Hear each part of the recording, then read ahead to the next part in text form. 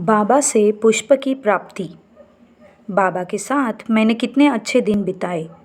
प्रति माह नियमित बाबा की उपस्थिति में रिपोर्टिंग होती थी। मैंने सोचा रिपोर्टिंग समाप्त होते ही मैं स्वीडन चला जाऊं और अगले माह रिपोर्टिंग के लिए आऊं।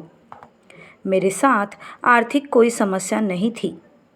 फिर भी मेरे मन में एक विचार आया।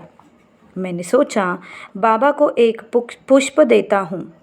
यदि बाबा उस पुष्प को मुझे लौटा देते हैं तो इसका अर्थ होगा बाबा मेरे स्वीडन जाने की बात से सहमत है।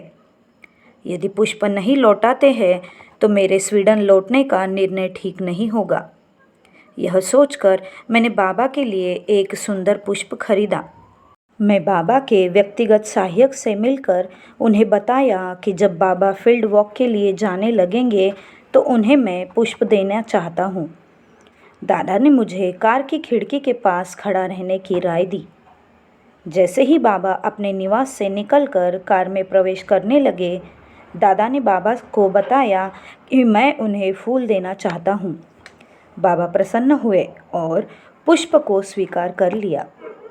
जब भी बाबा को फूल या माला अर्पित किया जाता था, बाबा उसे ग्रहण करने के बाद पिए दादा को दे देते थे, जिसे वह कुछ समय के लिए बाबा के कमरे में रख देते थे। इस बार बाबा ने पिए दादा से पूछा, क्यों इसे लौटा दिया जाए?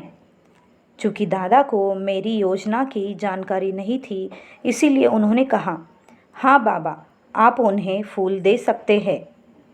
वह अब भी वही खिड़की के पास खड़े प्रतीक्षा कर रहे हैं।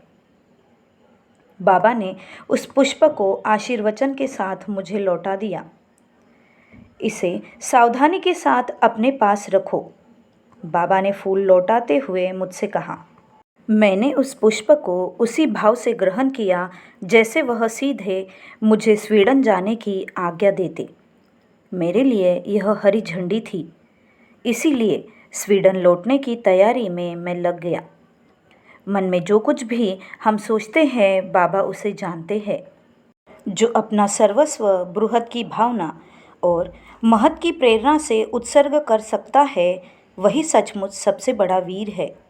ऐसे वीर ही वास्तव में धार्मिक है और केवल वे ही मानव इतिहास को अंधकार से प्रकाश की ओर ले जाने में समर्थ है। बाबा।